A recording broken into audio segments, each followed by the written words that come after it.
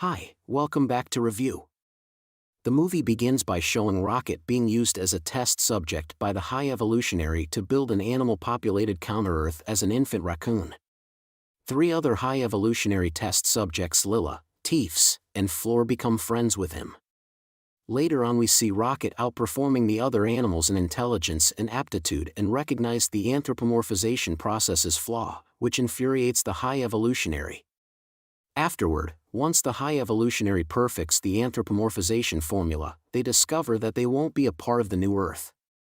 The High Evolutionary kills Lila, Teefs, and Floor when there is an attempt to escape, which enrages Rocket, who mauls him and flees.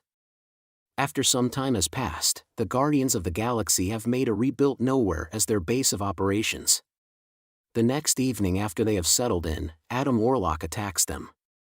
Adam Warlock is a superhuman being that his mother, the Empress of the Sovereign, Aisha, created as retaliation for earlier stealing from her people. They are instructed to deliver Rocket to the High Evolutionary, who has grown fixated on getting back his subject so he can isolate and duplicate Rocket's intelligence. Because Rocket has a kill switch embedded in him, the Guardians are unable to treat his wounds after he sustains serious injuries during the battle. In an effort to locate an override code, the team decides to visit the Orbiscope, the headquarters of the High Evolutionaries company Orbicorp. The Guardians sneak into Orbisphere and take Rocket's file with the help of the Ravagers and a reluctant 2014 Gamora. However, the guards of the Orbisphere attack them, and they only just manage to flee after Peter Quill remotely activates their jetpack suits. They decide to find Theo after deducing that he might have the override code stored in his memory since he is one of the High Evolutionary's scientists. Aisha and Adam arrive after the team, who defies Gamora's advice and travels to Counter-Earth.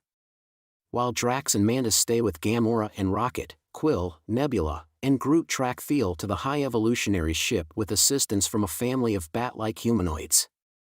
Nebula is left behind as Quill and Groot board the High Evolutionary's ship. Gamora stays with Rocket but is attacked by a pig warrior sent by the High Evolutionary, who is killed when Warlock shows up in search of Rocket. Adam is subdued by Gamora, who then launches the Guardian's ship. Before Gamora encounters them, Quill and Groot kill Theo by overcoming the High Evolutionary's forces, jumping off with him, and regaining his memories. Nebula, Mantis, and Drax enter the High Evolutionary's ship to rescue Quill and Groot while a frail Adam senses his mother's danger but is unable to act in time to save her. Nebula, Mantis, and Drax all believe Quill and Groot are still on board. Rocket flatlines and experiences a near-death experience while aboard the Guardian's ship. Lila, Teefs, and Floor appear to him and tell him that his time hasn't come yet before Quill uses the override code to successfully revive him.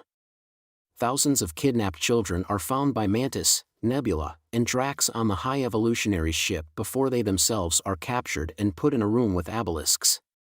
The 3 are able to escape the chamber thanks to Mantis' ability to persuade the abelisks to support them. They later reunite with the Guardians and defeat the High Evolutionary's army. Kraglin and Cosmo travel to Nowhere, where Cosmo, with the help of Nebula and Kraglin, connects to the High Evolutionary's ship, enabling them to release the kidnapped children. When Rocket tries to free a group of newborn raccoons and other test subjects, a psychotic High Evolutionary attacks him. Rocket is then saved by the Guardians. The animals are saved and brought aboard Nowhere along with the majority of the Guardians, but the High Evolutionary is left to perish on his ship. In the final scene, Quill barely escapes, starting to freeze in space, before being saved by Adam after Cosmo is unable to keep the ships together for long enough for him to board.